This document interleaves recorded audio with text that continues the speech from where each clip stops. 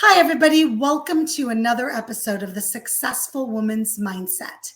My name is Galit Ventura Rosen. I am co-founder of Everyday Woman and this amazing channel, Everyday Woman TV, as well as a professional speaker, business expert, and commercial real estate broker. One of my favorite things to do in the world is interview fabulous ladies from all over the world. And we have a beautiful woman joining us today from Colombia, Sierra Melcher. Welcome, Sierra.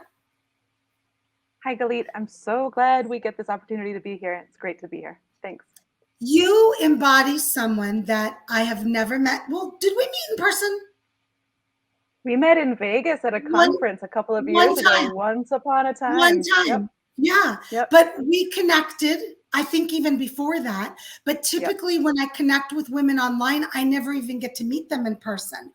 So you kind of are that special. I love when I get you, but it's not often. But one of my favorite things is I get to build this community that's worldwide with women that I could reach out to you and be like, I want you on my show. And you go, hey, let's do it.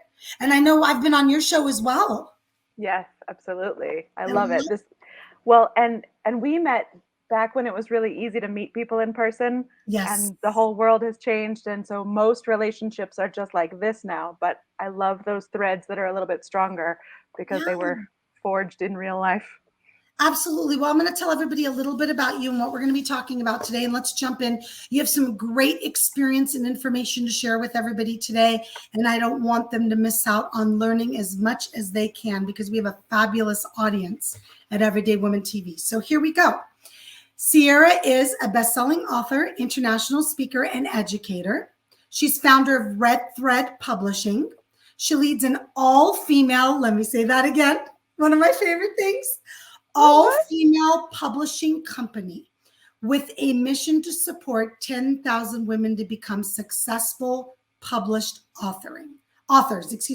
She offers world-class coaching and courses as well, of course, because she has plenty of time to do that too, that focus on community, collaboration, and a uniquely feminine approach at every stage of the author process. And we're going to be jumping into a lot of that today so we can give some golden nuggets to those that are listening. So once again, we decided we kind of wanted to talk a little bit about the topic, the impossible being easy. Tell me what that means, Sierra.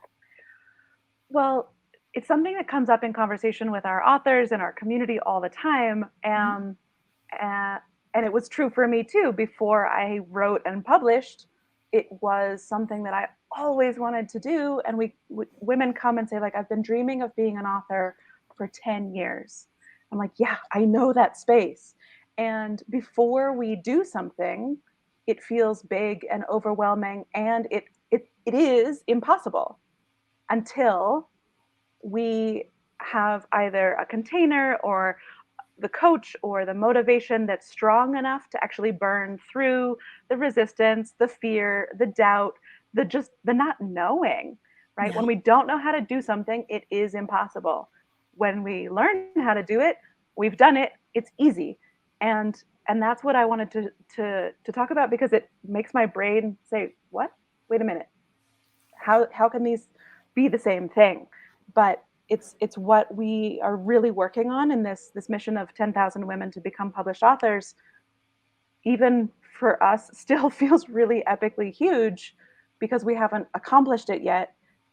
But when we're done, we're going to look back and say, oh, that was easy. Anything that you've accomplished in your own life and anyone listening can do the same thing. And there's like, oh, well, I know how to do that. That's easy. Yes. Anybody and one of the keywords you said that I really, really want to focus on next is the how. I use that statement a lot. A lot of women specifically, especially women, and I'm going to pick on us for a minute. We are not ones to easily try something if we don't know how. There's statistics out there, something like, and don't quote me, something like if a woman has the qualifications to apply for a job, it's something like 68% of they won't do it unless they're 90% or above. A man will apply if he's 68% or above. 48%. Yeah. Like, I think I can do it. Just give me a chance and I'll try it. Exactly. A woman needs like 110% guaranteed that I can smash this out of the park. Otherwise, I'm not going to try. Or if I'm not even qualified, I won't even try. Would when never. typically men Yeah. are going, "Psh, I'm not worried about the qualifications. I'll get it." And the reason I Same thing use about that, raises. yes, I same won't thing ask about for a women. raise until I know that I can get it. And when women ask for raises, they ask for like a third of what a man asks. They ask less frequently and then they ask for less. And this is stuff that we're working on to teach and train to make sure that women are stepping into their voices and stepping into Yes. their power. Yeah, Yeah. So one of the things I was mentioning that for was the how. Let's talk absolutely. about that. Yep. So many women will not try something new because they don't know how. And I always say, Yeah. and I've said this a gazillion times, there are millions and millions and millions of people that know how to do what you don't know how to do.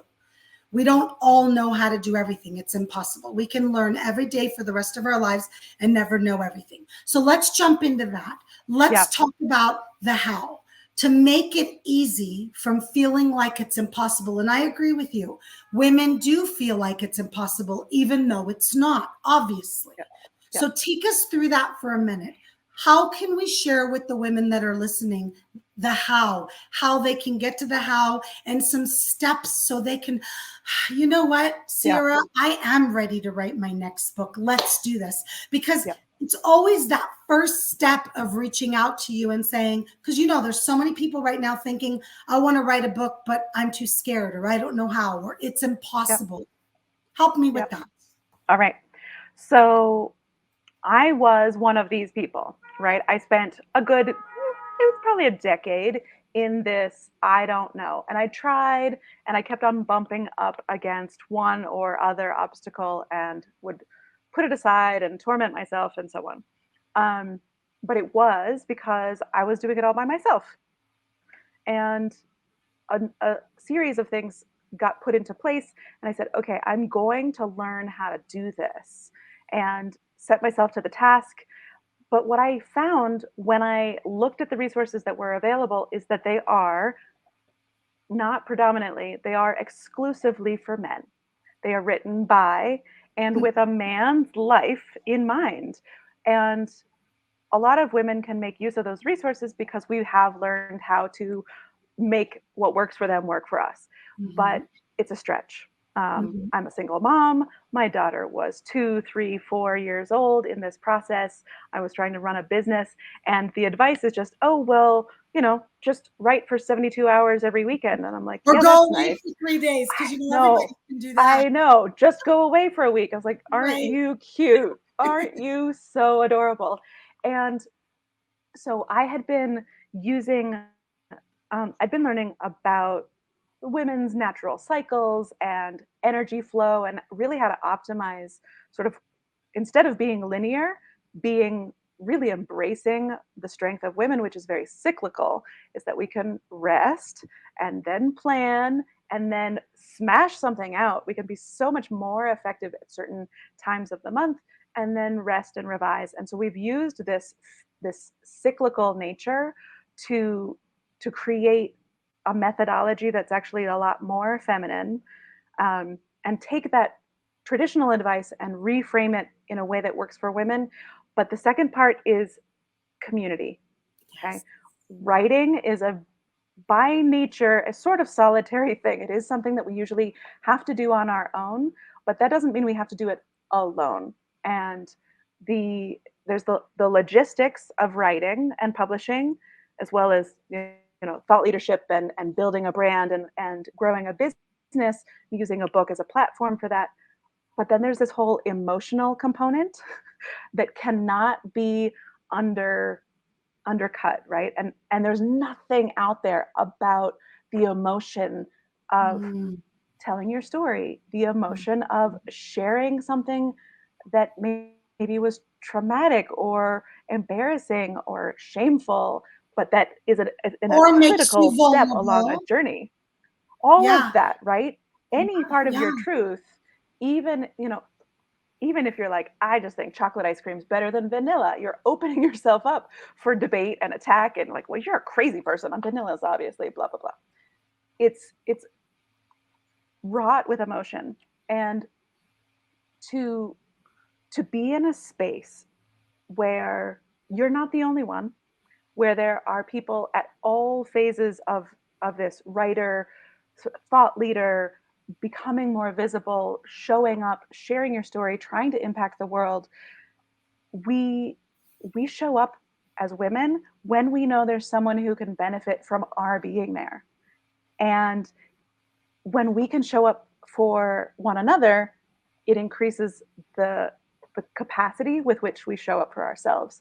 And so we have weekly writer's circle that teaches this 4-part writing process, which echoes in the 4-part creation process that we use for publishing, that it's not just smash it out. It's not linear. It's not just, if you haven't gotten there, you should push harder and work harder. It's, okay, let's look at this strategically. Where are you in the process? And everything that we do is broken down into this 4 steps. So you're here, do one next small thing. And Yes. when you can do that next thing, and if you don't know how, then you have a resource, or you have a community, or you have someone to reach out to who has been there, or who can just encourage you along. We haven't built like a hierarchical system because that's not what we believe in. It is definitely empowering each woman to, even, I say all the time, ask your question, ask your writing question, ask your publishing question to the community, because 2 things are going to happen. 1, someone in the community knows the answer and really wants to share what she's learned with you. And the other is there's probably someone else in the community with the same question, who's quiet, who maybe even hasn't figured out how to ask the question. And she needs your question to guide her on the journey. Sure. And so when we start showing up for ourselves in even our own learning, that is teaching someone else. It's Sure. very So cool. I'm going to stop you because we only have a few Yeah. more minutes, and I really want to chat about some of the things you said. Okay, because I think it's so important for everyone to listen to this. Number 1, what I heard is you're not alone. Don't think you have to do this alone. Don't think there isn't a great community. Sierra's got one where you can have the support you need while you're going through what I consider as a journey. There's a reason they call it a labor of love to write your book. I did not make that up. I'm an author myself. I wrote one of my own books, and I've also written 3 anthologies with women that I put together. So I'm very familiar with writing my own book. I think it's like 35,000 words. So it's a nice size book. The second thing you need to think about, aside from community, is you need to recognize that you are putting yourself out there and you are a bit vulnerable, as what Sierra said. And at the end of the day, what helps me and what helps the women that I work with when we work in their businesses is, remember, it's not about you. It's about that one person that you're going to impact in a positive way by sharing your story. Sierra, one of my favorite things of doing the anthologies, and one of them had 51 women, was the fact that these women shared their vulnerable stories and then were able to impact somebody positively because those people could relate. So I love that you brought that up. But Sierra talked about, look, don't let the house stop you. Number 1. Number 2, there is a community out there to support you. Reach out to Sierra. She'll share hers with you. Number 3, you don't have to do this alone. And one of the things you said last was there's a process to it. It's not you wake up in the morning and you spill out a book. Sierra teaches you the process to do it as well. That also becomes very overwhelming for women. Oh my God, how am I going to write a book? Stop worrying about how to write a book. Just get started, right, Sierra? One step at a time. Yep. I love that.